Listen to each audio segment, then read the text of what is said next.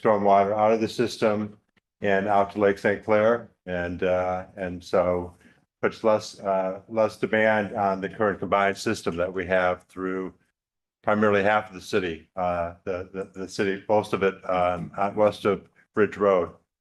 And so it's a big project, and but with it, we expect to be able to eliminate about 1/3 of our wet weather flow from the combined system, and provide some security and reduce the likelihood of flooding both on streets and in basements.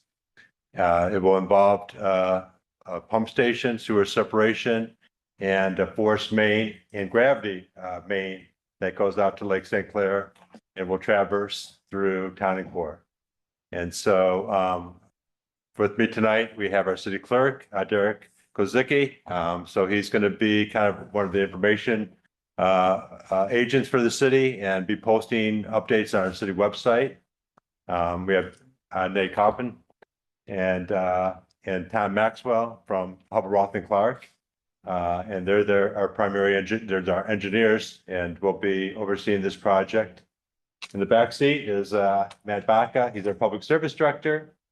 And also attending tonight is Lev Wood from City Council. And so with the introductions, I'm going to turn it over to Nate, and he's going to give you just background of the project. Just let him make a presentation, and then we'll follow up with any questions that residents have. All right, Nate, I'll turn it up to you. Yeah, thank you, Shane. So yeah, I appreciate everyone coming to this informational meeting. Officially, this is the Inland District Sewer Separation Program. This is contract number 1, stormwater force main gravity sewer, and this presentation is specific to Tonnancour Place. And so just briefly, as Shane introduced us, but Tom Maxwell here with me, he's the partner in charge of this project, and then I am the lead engineer. My contact information will be on any, during notifications that you receive as part of the project. All right, so the agenda here for today is pretty concise. I'd like to get through it in a timely manner to be able to give you all you folks time to ask questions and raise any concerns you have with the project. But generally, it's just a brief overview of the program as a whole, as well as contract number 1. We'll also go over the construction schedule and how that relates to Tonnancour Place, and also what to expect during construction while we're building off Tonnancour Place. All right, so for a general overview of this project, what I have shown in here and on that red line, that's our stormwater force main and gravity sewer. So as Shane had briefly mentioned, that this sewer separation program is aimed at alleviating stormwater flooding in that inland district of the farms. And this contract number 1 is the first of multiple projects in achieving that goal. So this contract number 1 is the installation of just over 7,000 feet of stormwater force main sewer. And approximately 2/3 of the project, as you kind of eyeball here, is on the Country Club and Detroit's property, with just a little bit being on Kirchwall Avenue and Tonnancour Place. The work that is going to kick off this project is the work on Tonnancour Place at the intersection of Lakeshore Road, and that work is scheduled to begin in late May. So just for your general knowledge, that 352 Chalfont Avenue, that's going to be the beginning of our force main. Again, that's not where we're starting, but that's where our pressurized stormwater of our force main will be discharging. And it will travel along the south side of the Country Club of Detroit's property before it transitions to gravity sewer approximately at the entrance of the Country Club of Detroit. And it will continue as a gravity sewer through the remainder of CCD through their driving range before turning south down Kirchwall Avenue, and then finally down Tonnancour Place before the stormwater discharges into Lake St. Clair. So that's just a general overview of what this contract number 1 is doing. Just out of curiosity, Well, why do you curve it out and bring it back down? Why wouldn't you just run it all the way down? I'm sure engineering wise, it makes sense, just curious. Yeah, that's a great question. The difference there was building on CCD's property, and we're very thankful that CCD was amenable to allowing us to do that. And going through CCD's property, we're going through grass and with not a lot of infrastructure. Whereas if we had to go through the road, he would be, subject to folks to essentially the same construction that you folks are going to see in the coming months. You get the grief, they don't have it, so.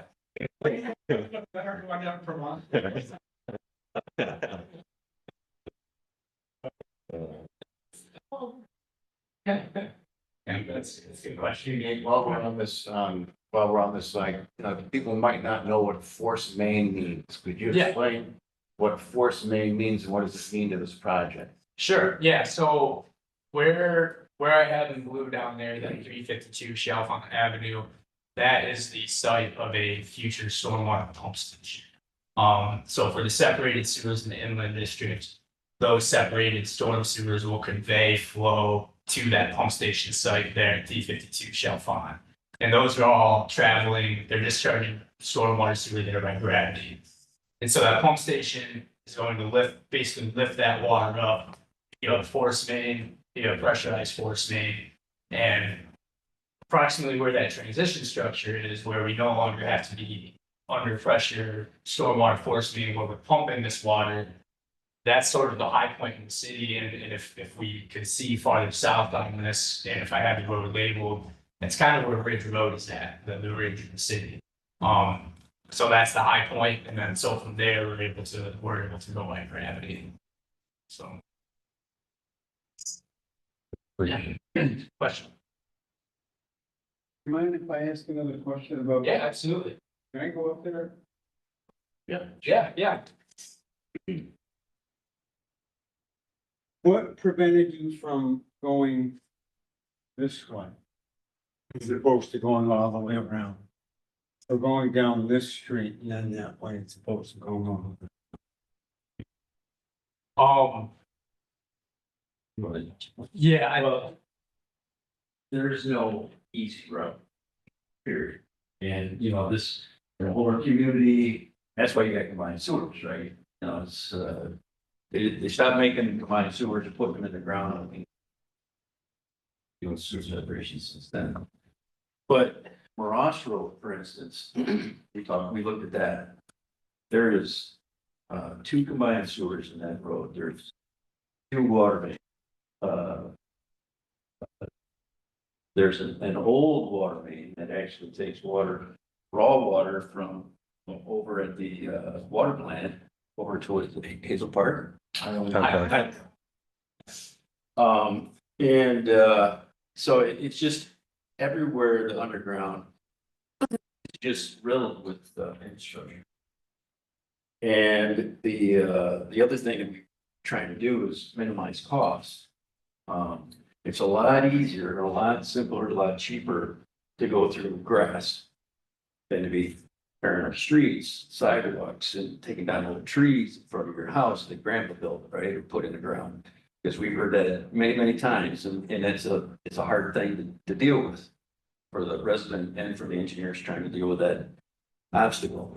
So and then CCD, as Nate mentioned, was kind enough to work with the city and allow us to go through. So we took that as far as we could to go through the grass area, minimize impacts, costs.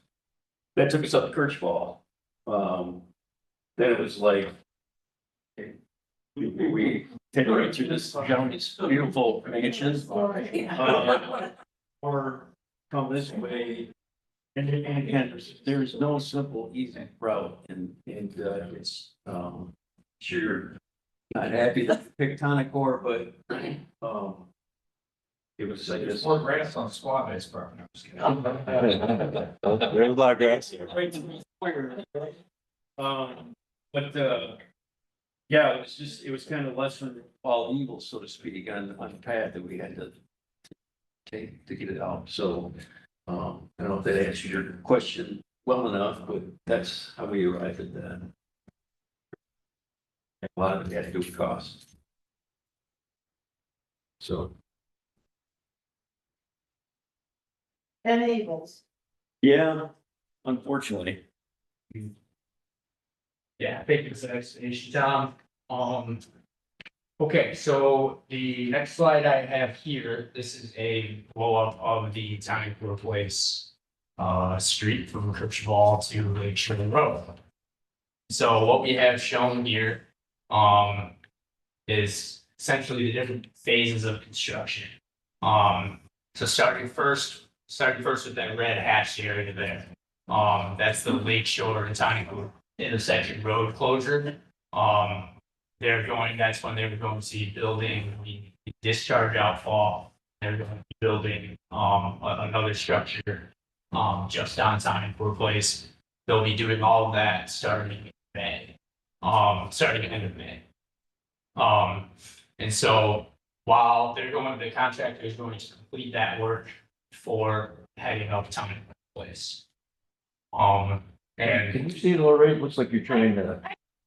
Slides going to be available for us to reference or to share with neighbors that we're not able to make. Yes, we're actually recording this meeting right now, so this will be available on our website as well as the PowerPoint presentation.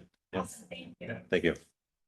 so it'll start with the work down there. Like I said, we're building kind of backwards towards that 352 shelf on parcel. So it'll start with that area in red. That'll be that road will be closed to through traffic starting towards the end of May. And that will last towards mid-July. But just the red section, the rest of the street will be open. Correct. It's might be a little bit tough to see here, but where basically the left end of that red polygon that I had drawn there, that is before both of the driveways on the corner of Lake Shore. So there will be, particularly for those two homes, you'll still have access in and out. You'll just have to go down the Kirch Mall. Is it gonna go straight down the middle or is it gonna be on one side or the other? You're talking about sidewalks? Generally, it's going to be straight down the middle. Not until the very end, after it makes that last curve, it's just like a couple feet off the center line. For all intents and purposes, it's down the center.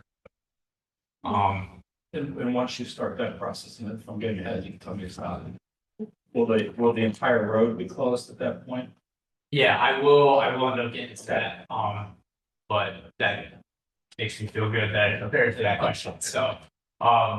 So the next phase, once they've completed that red hatched area, that's when they begin that green dashed line that's going down the center of the road. That's the Tonnancour storm sewer installation, which our contractors told us mid-July to mid-September, so approximately 2 months.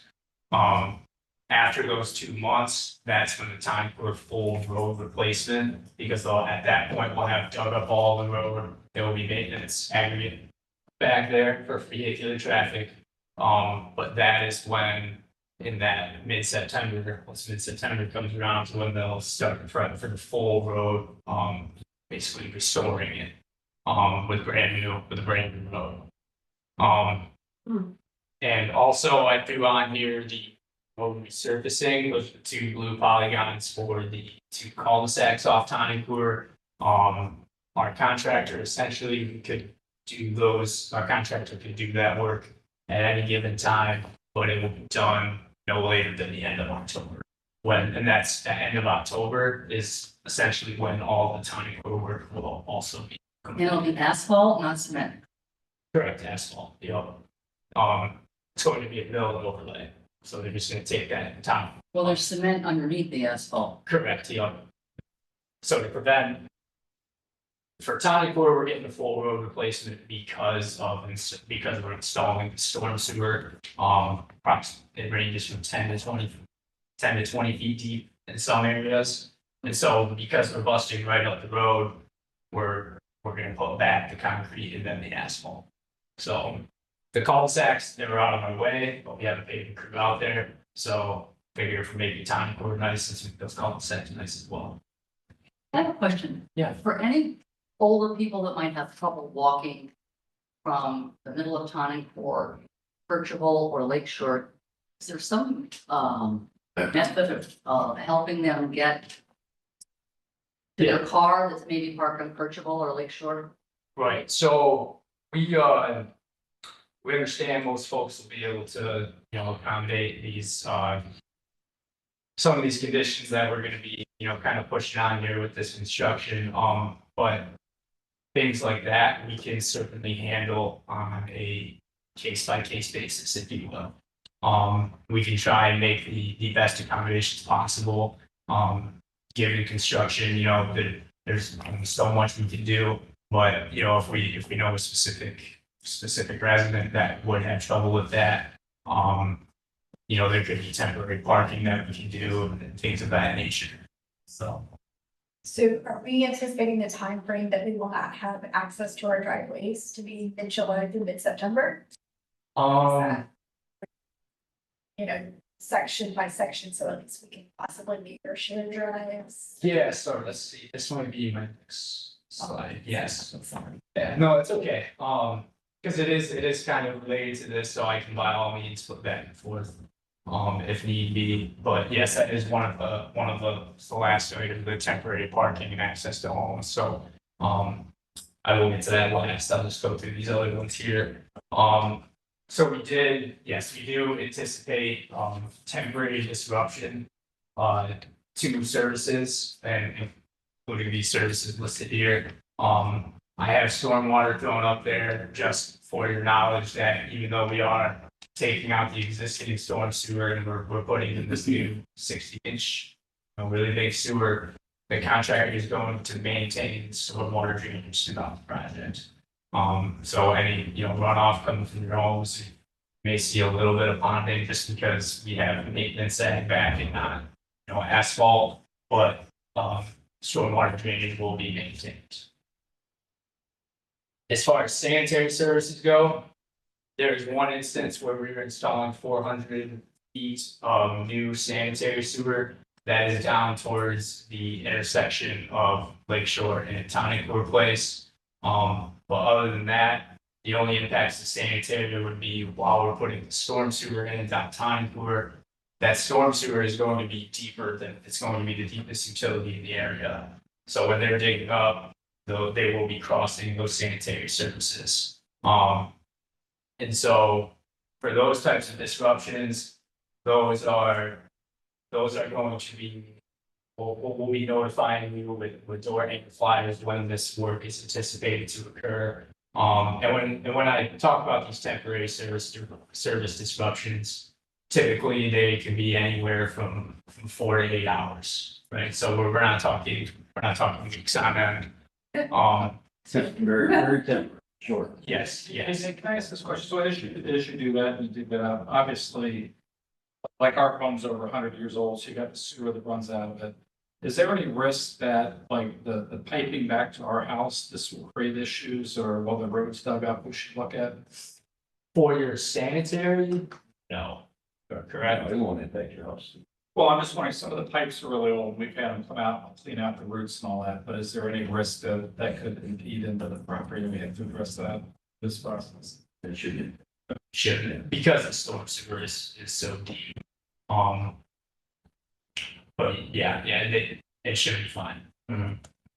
It impacted section plus with new, you know, as far as that goes too, so, yeah, that shouldn't impact with our.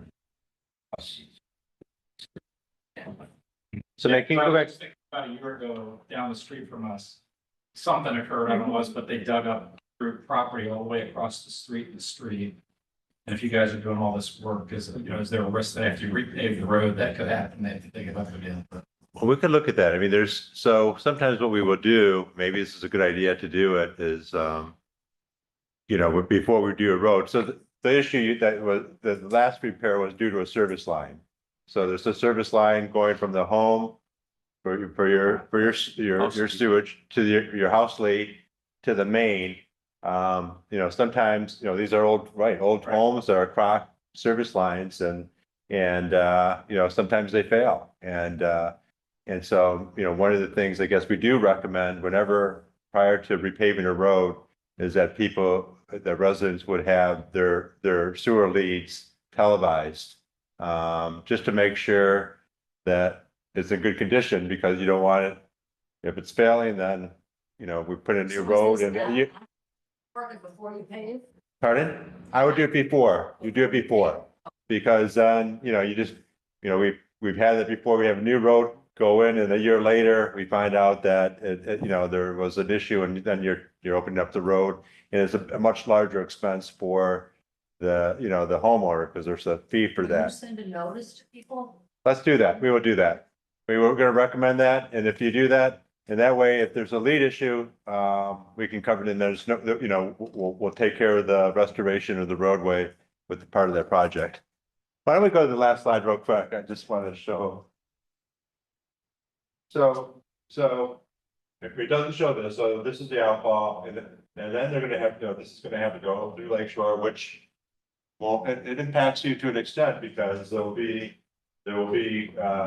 lane shifts and so forth to be able to put that sewer line down. Again, the impact of this be fairly minimal, other than you won't be able to enter Tonnancour through Lake Shore, you will have to enter through Kirchable. But then from there, my understanding, Nate, is that you're just gonna continue to move west towards, from this point on. Correct. And so, and how long of a segment are they doing? How long are the segments? Yeah. Daily? A day. Probably 80 to 120 feet a day. So okay, so you're gonna really be able to see as it's happening. If you live here, you're not gonna be so impacted, with what's going on, until you move down that way. And then as you get further along, we're gonna keep you informed where things are going. And so there might be a time period when if you're working here at this point, to get access, residents on the east side are gonna want access from Lake Shore. If you're living over here, you're gonna still have total access off Richmond. So the disruption is, it's not gonna be the whole street at one time. It's gonna be these segments as they move kind of Daily, you know, 80 to 120 feet. So you'll have access from this end, because this is the red section was done by, it's the first thing they mentioned. You got junction chambers here, we're going to transition from a round pipe to a couple oval pipes because we don't have much clearance over Lake Shore. So we got to go to a flat and oval section to get it out to the lake. But this will be all done, and then they're going to start running up towards Kirchball on the west, and like we say, probably 80 to 120 feet, hopefully a little better, you know, because better is quicker and less pain for you folks. So that's what we push it for, but I think that's a safe, conservative number, as an average. And it's just gonna move up, like Shane said, so as they move up, this will be backfilled with temporary gravel. We'll have access up to that point, this side. And at the same time, you know, you'll have this moving section, you'll be having access here, so it's gonna grow and going east to west. And it's gonna, you know, minimize Kirchball going over as time progresses. Will you let people park on Tonnancour if their section is being, worked on?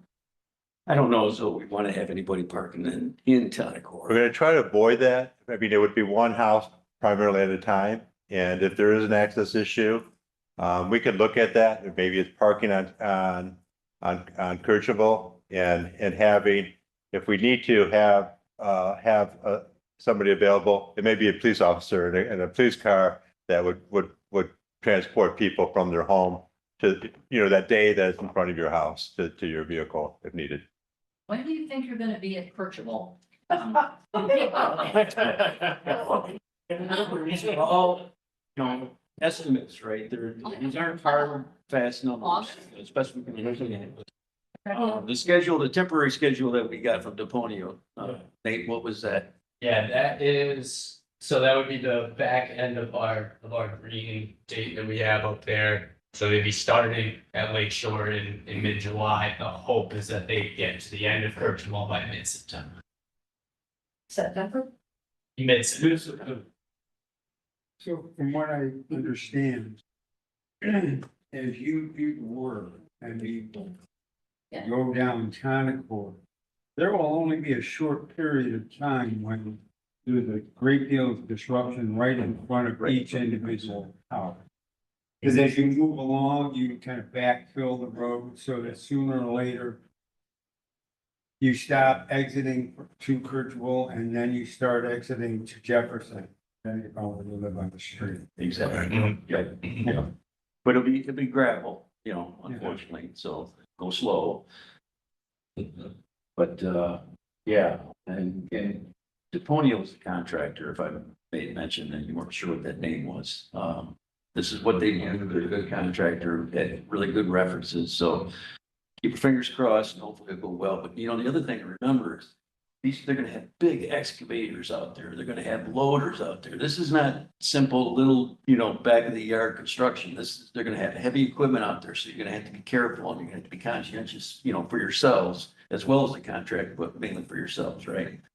So, I would really hesitate doing any parking in the Tonnancour. So it's 8 to 5, Monday through Friday? As far as the construction hours? Yeah, What so, do we agree, John? yeah, no, Oh, so, so under our ordinance, we, construction's allowed, it started at 7 a.m. and I think we said we would let them go to 6 p.m. If they needed to work on a Saturday, they'd let us know. That would start a little bit later and end a little bit earlier. They will do no work on Sundays at all. But I think, the advantage of giving them some flexibility, if they can get a Saturday in, is we can just get done sooner. Anything we can do to get them out of there quicker, we're gonna try to help coordinate. Yeah, okay.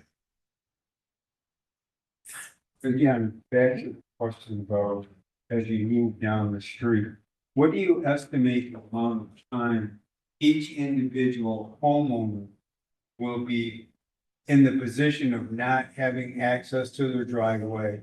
The front part of the street will be torn up right in front of their house, so that they won't be able to exit down Jefferson or to Lakeshore and probably not be able to get to Kirkland. How long of a time do you estimate that will be? That's another great question. If everything's going well, and you gotta remember, some of these sewers are pretty deep. There could be times when they might, not hit that average, maybe there's a couple days they do 20 feet, and then a couple days they do 200 feet, and they're gonna have that kind of stuff, just like everything you do. And that's the hard answer to your question. Hopefully that won't happen in front of any of your houses, but, I would say, a day at a minimum, right? But it could be, 2-3 days, depending upon how things are going, what infrastructure that they hit, what they've got to put back in place. House leads, for instance, like this gentleman brought up, just a second ago, when they got to do multiple things, that it's going to slow them down a little bit, and they're not going to make maybe as much production as they would otherwise when they're just getting more clean stretches of road, minimal infrastructure that exists in there right now that they got to deal with. So does that kind of answer your question? Yeah. And if this isn't question time, you can tell me to shut up. That's it. It's open. Yeah, it's a free for all So here. this is a selfish. We have a circular driveway. Will it work where one of our driveway will be open, we do one section where we could lose everything all at once? We're right in the band. We're like right in that there. Well, in an ideal world, I like what you're saying, but it could be where they both get impacted. I really can't tell you. I'm just, I know what you're saying, and I then thought in your head. might be the same thing. Yeah. Yeah. And then related question, then I'll shut up. I think you answered this already. So you're gonna go down the middle of the street, but like outside of our house, we had aggregate, the sidewalks were replaced with aggregate. That's not gonna get all torn up and is replaced in the same look, is it? We're trying to stay curb to curb. Okay. So there is another aspect to this project that we haven't brought up yet. In addition to the sewer, which is, by the way, it's a 5-foot wide sewer, just to give you a sense of the size of it. What we're gonna be recommending to our city council approving is approval for a new water main at the same time. So water main replacement. We think this is, well, we've got everything torn up, and this is Tonnancour, happens to be an older main that is subject to breaks. This would be an ideal time to replace it. It would be through pipe bursting, so it's a little bit less disruptive than a typical dig water main. But so there will, in addition to the coordination that will occur with the sewer project, there's going to also be coordination required for the water main replacement. And we'll, as we get more details and we award that contract, have a pre-construction meeting with the contractor, we'll inform you, in greater detail, that sequence and the impact. So during this time, we should feel free to walk our little doggies on the sidewalk. Or no? Yeah, you should be able to. Yeah. There's construction, Just be it's careful. big equipment, be careful, Careful. be conscientious. A question, I know of 2 manhole covers at the top of Tonnancour or Kirchable. Is that gonna be impacted, is more gonna be taken? Are those gonna be used or replaced? That's the specificity. Yeah. Yeah, it depends on exactly where you're at. So in general, for Tonnancour Place, the storm sewer on Tonnancour, which is being ripped out as we're building our new storm sewer. The storm sewer is in center.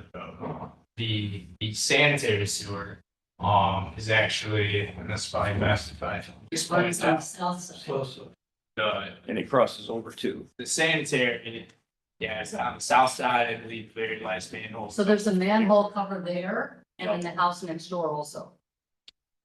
Right over here. Yeah. Yeah, so that's probably also likely the sanitary if it's in the grass. And so the sanitary is coming down this way before, right about where the bend starts to happen. It bends over to the north. And then the sanitary runs along here for a little bit, and then it goes back to the south. So we're crossing it a couple of times. But in general, the manholes that you see are sanitary, unless they say, water meter cover, that's the last utility is the water main on Tonnancour is all on the south side.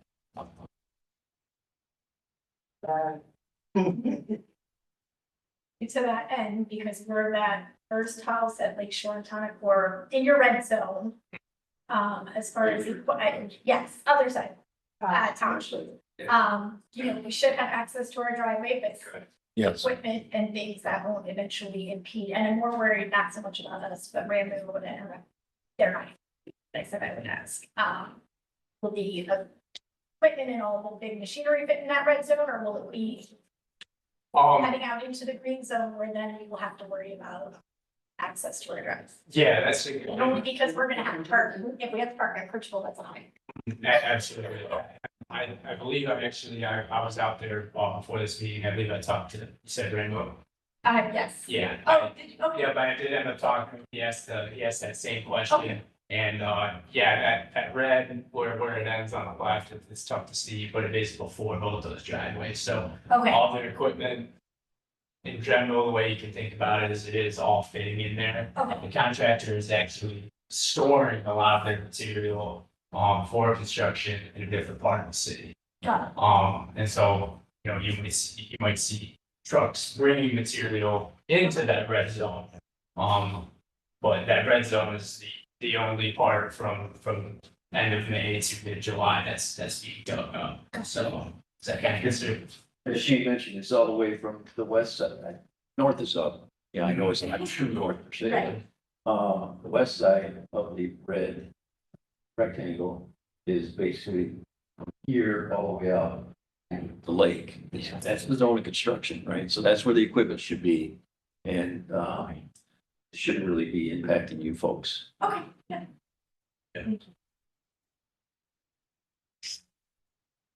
All right.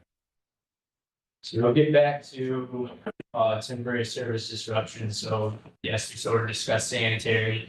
Same thing with water, as Shannon mentioned, is we're replacing that water main via bursting methods, a little bit less invasive. But there will be, again, temporary disruptions due to that.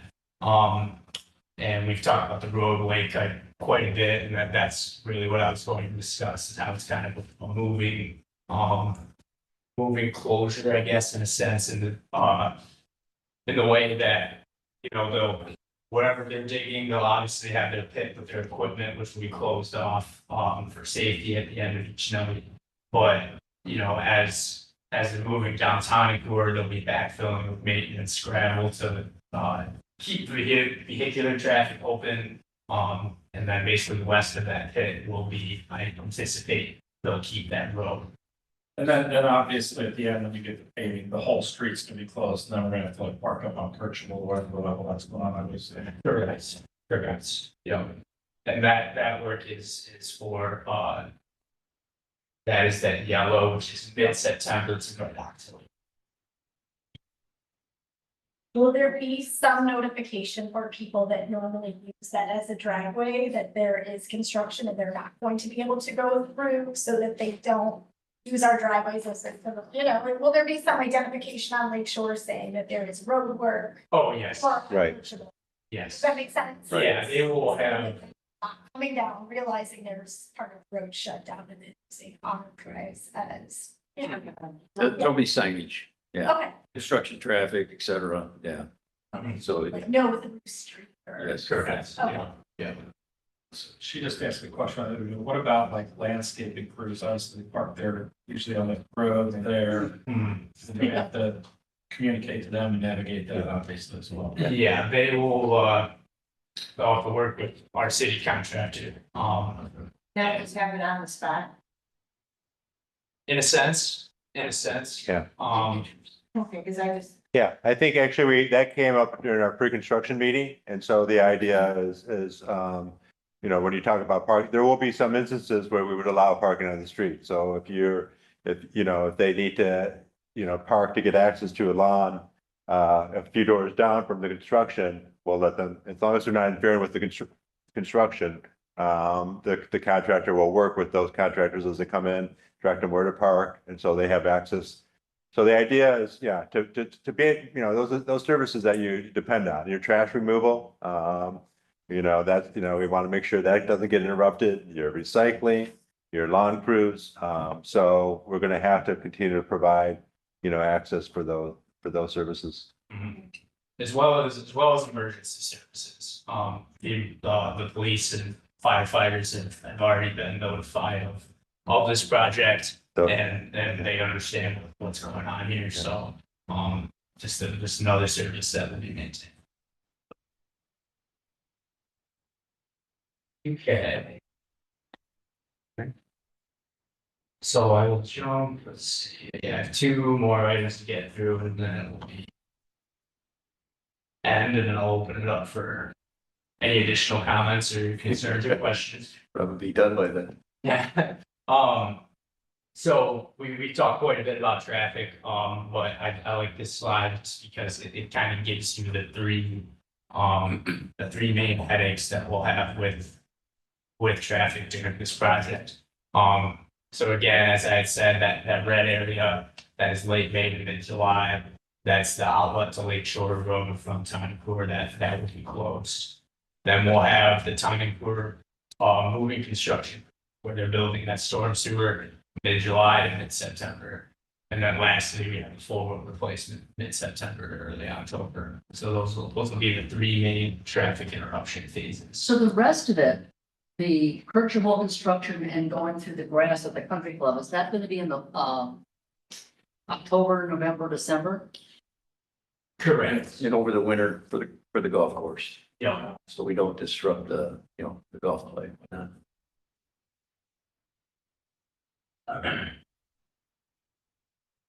Okay, and then public notification efforts, so, as I mentioned a little bit throughout this meeting, like coordinating flyers and stuff like that. Part of the city's efforts in which HRC is assisting with is these public notifications, so the first being a city website, as Shannon mentioned, we can post this, recording to the city website. Which if you're familiar, right on the front page under latest news and more news is where those will pop up. Similar to the flyer that was handed to all you folks at the door. That same flyer was posted online for anyone that was interested. So we will continue to do that throughout construction. More so on a monthly basis of how progress is going. and of any big items. The second one is information flyers, which those are going to be the, door-to-door handheld ones, Like when the water's out for 4 hours.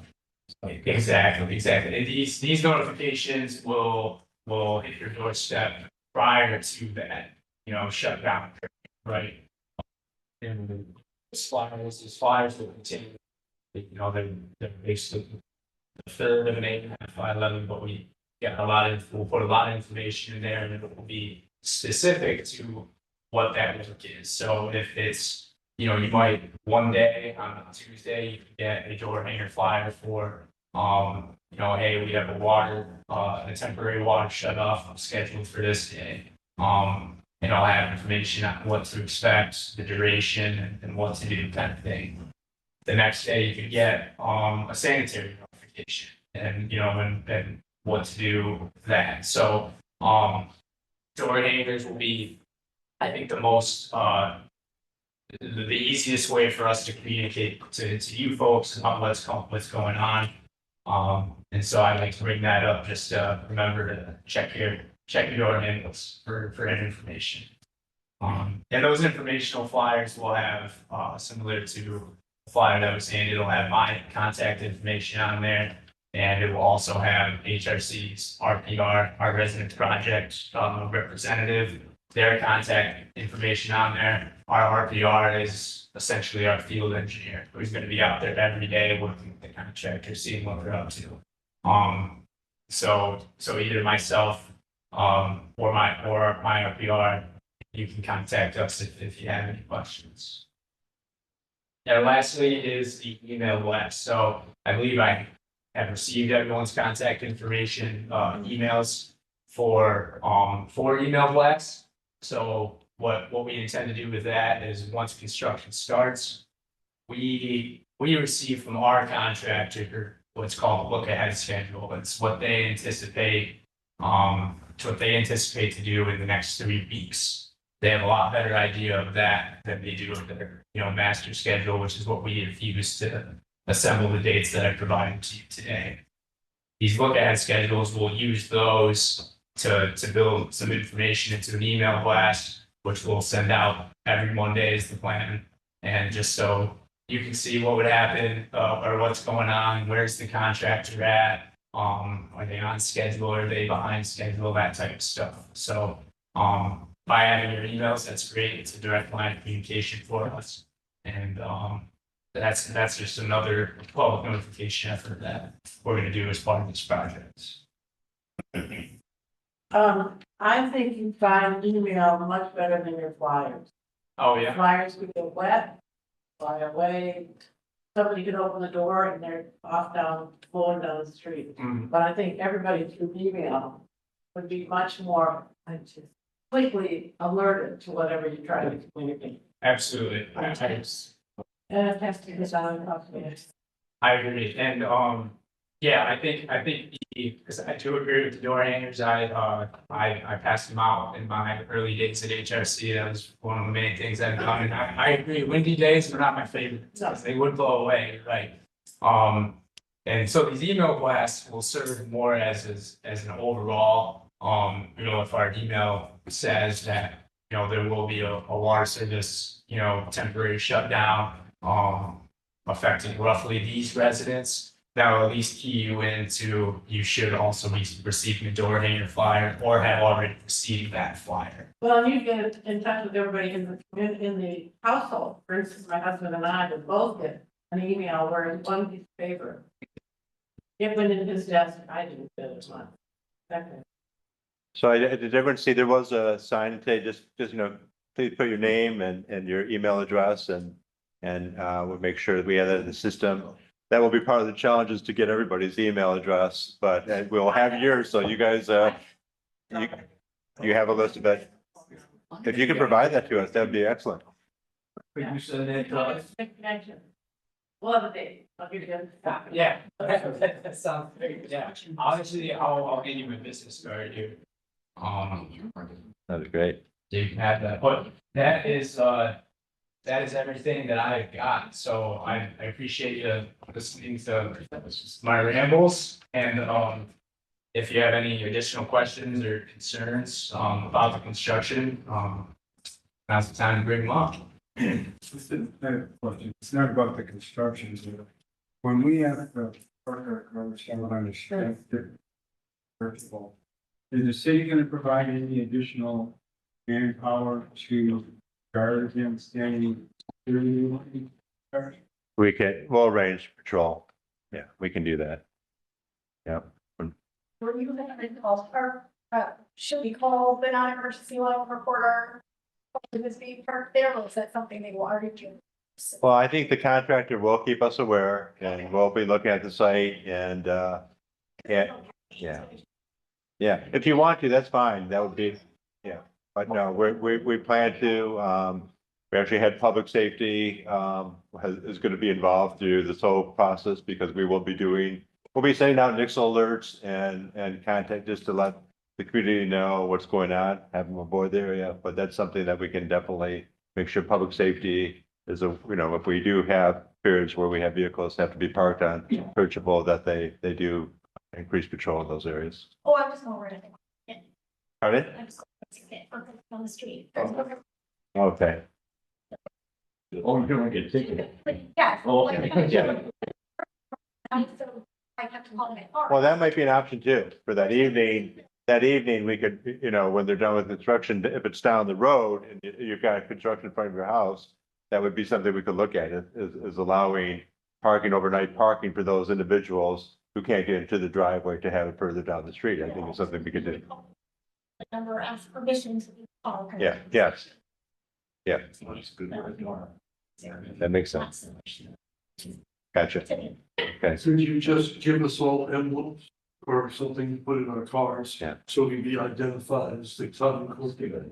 Well, again, I think the idea is not to have all the vehicles parked on the street where possible. What we'll do is when we know that there's gonna be disruption in front of, this address and this address tonight, we'll talk to those individuals and coordinate, parking for them, kind of on a case by case basis as we move along.